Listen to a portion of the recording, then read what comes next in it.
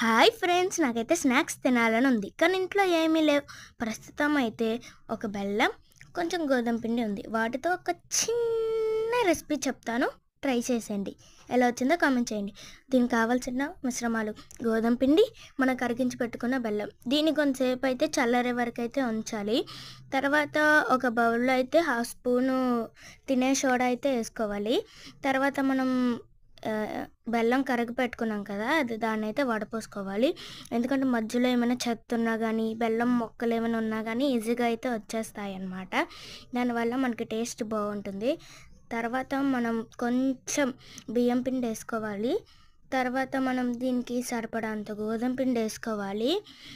దీనికి చాలా టేస్టీగా ఉంటుంది. తర్వాత మనం దీన్ని బాగా కలుపుకోవాలి. మిశ్రమం వచ్చే వరకు అయితే కలుపుకోవాలి, అప్పుడే టేస్ట్ బాగుంటుంది.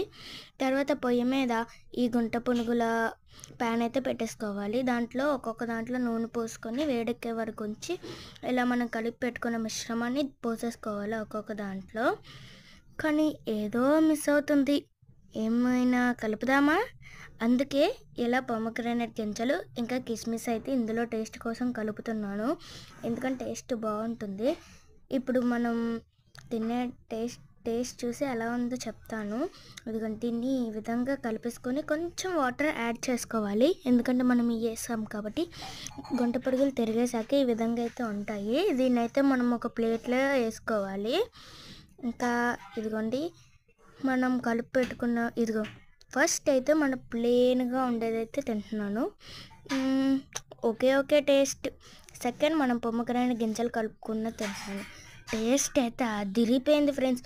మీకు ఈ వీడియో నచ్చుంటే please like, share and subscribe. Bye.